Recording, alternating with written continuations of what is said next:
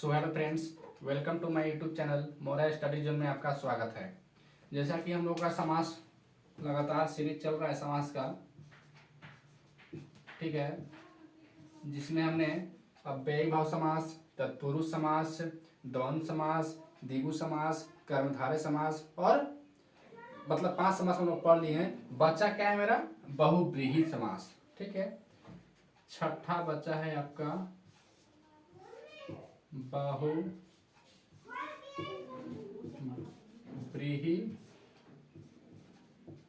समास। ठीक है, बहुव्रीहि समास। ठीक है, आप लोग इसे ध्यान से समझिएगा। मैंने बताया था कर्मधारय समास और बहुव्रीहि समास में बहुत बच्चों का कंफ्यूजन होता है। ठीक है, तो इस समास को आप लोग बेहतरीन तरीके से समझने की कोशिश कीजिएगा। उम्मीद करता हूं आपको समझ में आएगा। ठीक है, तो देखिए, अगर इसकी डिफिनेशन की बात करें, बहुव्रीहि समास का डिफिनेशन क्या होता है, तो देखिए, इस समास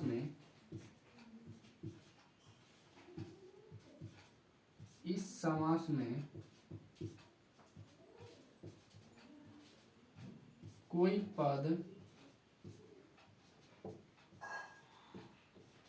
प्रधान नहीं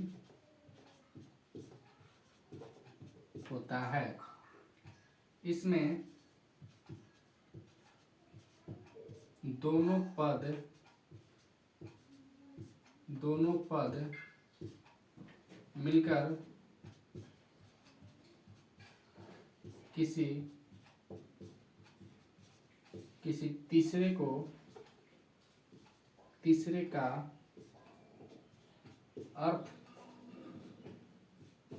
स्पष्ट करता है। अर्थ स्पष्ट करता है। ठीक है, सिंपल सा डेफिनेशन है। अभी तक हमने समास पढ़ा 5। ठीक है, हमने देखा किसी में पहला पद प्रधान हो रहा था, किसी में उत्तर पद प्रधान हो रहा था, किसी में दोनों हो रहा था। ठीक है, किसी में पहला पद संख्यावाचक हो रहा था, किसी में पहला पद विशेषण हो रहा था। ठीक है, तो ये बहुव्रीहि समास सबसे अलग है। ये क्या कहता है, इस समास में कोई पद प्रधान नहीं होता है। ठीक है, कोई भी पद, चाहे वो पहला पद हो चाहे वो उत्तर पद हो। ठीक है, मैंने बताया था पद किसे बोलते हैं। जैसे मैंने लिखा राहुल और कुमार, तो राहुल ये आपका पहला पद हुआ और कुमार उत्तर का पद हुआ। तो इसमें कोई पद प्रधान नहीं होता है, किसी पद की प्रधानता नहीं होती है। जबकि इसमें दोनों पद मिलकर किसी तीसरे को अर्थ स्पष्ट करते हैं। मतलब जो दो पद इसमें मिलेंगे ना, वो किसी तीसरे के बारे में बताएंगे, किसी तीसरे का अर्थ स्पष्ट करेंगे। ठीक है, समझ में आ रहा है? तो जैसे मैंने यहाँ पे सिंपल सा एक एग्जांपल लेकर समझाता हूं। जैसे मैंने यहां लिखा फर्स्ट एग्जांपल, नीलकंठ। ठीक है, नीलकंठ। नीलकंठ का अर्थ क्या होता है? जिसका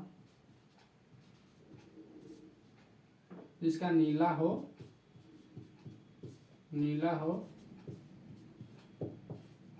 कंठ, जिसका नीला हो कंठ। एक बात देखिए, नीलकंठ जिसका नीला हो कंठ, मतलब जिसका कंठ नीला हो। तो देखिए, जिसका कंठ नीला हो वो डायरेक्टली डिनोट किस पे कर रहा है? तो हमारे शंकर भगवान पे कर रहा है। उन्हीं का कंठ नीला होता है। यहाँ पे देखा होगा आप लोग टीवी सीरियल में। ये किसको डिनोट कर रहा है? शंकर भगवान को डिनोट कर रहा है। किसको? शंकर भगवान को।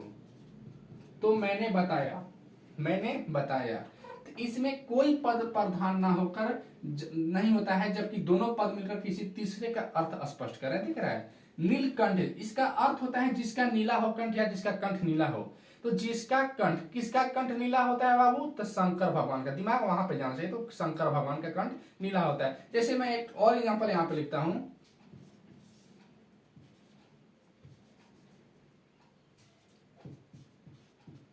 बीड़ा पाड़ी। ठीक है, बीड़ा पाड़ी, जिसके हाथ में बीड़ा हो।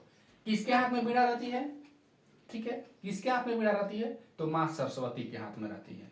ठीक है, ये तो समझ में आ रहा है। बीड़ा पाड़ी किसके हाथ में बीड़ा रहती है? तो मां सरस्वती के हाथ में रहती है। तो ये भी डायरेक्ट मां सरस्वती के बारे में बता रहा है। किसके बारे में? मां सरस्वती के बारे में बता रहा है। ठीक है। अब एक और एग्जाम्पल देखते हैं। यहाँ पे मैंने लिखा त्रिनेत्र, इसका मतलब जिसके 3 नेत्र हो। किसके 3 नेत्र थे? तो हमारे शंकर भगवान का 3 नेत्र हैं। ठीक है। एक और एग्जाम्पल,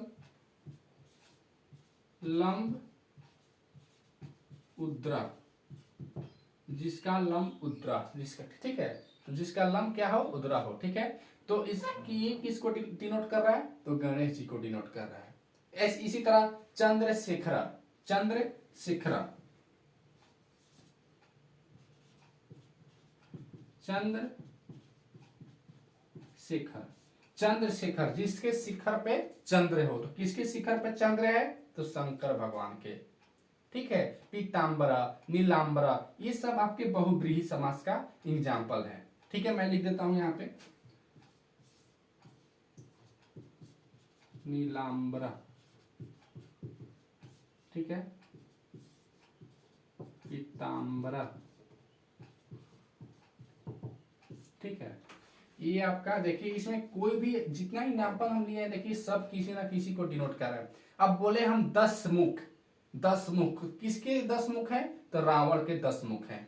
ठीक है, 10 मुख भी आपका बहुब्रीहि समास का एग्जाम्पल होगा। ठीक है, बहुब्रीहि समास का। ठीक है, 10 मुख आपका किसका होगा? तो बहुब्रीहि का होगा। एक बात यहाँ पे मैंने बताया था, कर्मधारय समास और बहुब्रीहि समास में कैसे अंतर होता है। ठीक है, जैसे बच्चों मैंने यहाँ पे लिखा, कर्मधारय समास का मैंने एग्जाम्पल दिया था वीरबाला, वीरबाला। ठीक है, वीर बाला मतलब बालक वीर है, बालक वीर है, ये इसका अर्थ हो रहा है। लेकिन कौन सा बालक वीर है, ये स्पष्ट कर रहा है क्या? नहीं स्पष्ट कर रहा है।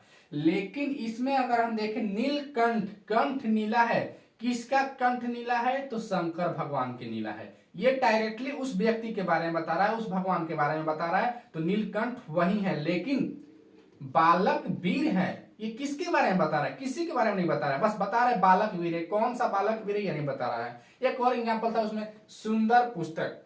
तो पुस्तक सुंदर है, ठीक है, वो तो आपका विशेषता बता रहा है। तो पुस्तक क्या है? सुंदर है, लेकिन कौन सी पुस्तक सुंदर है, ये आपका स्पष्ट कर रहा है क्या?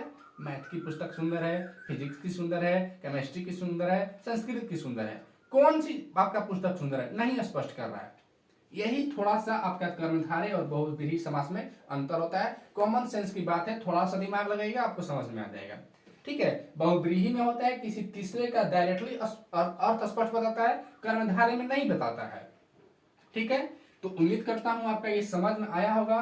तो आपका समास का सीरीज आज यहीं पे खत्म होता है। हम लोग 6 समास को पढ़ लिए। अगर आपके एग्जाम में कहीं से भी पूछे तो आप इजीली बना सकते हैं। ठीक है, तो उम्मीद करता हूं आपको समझ में आया होगा। तब तक के लिए थैंक यू। ठीक है।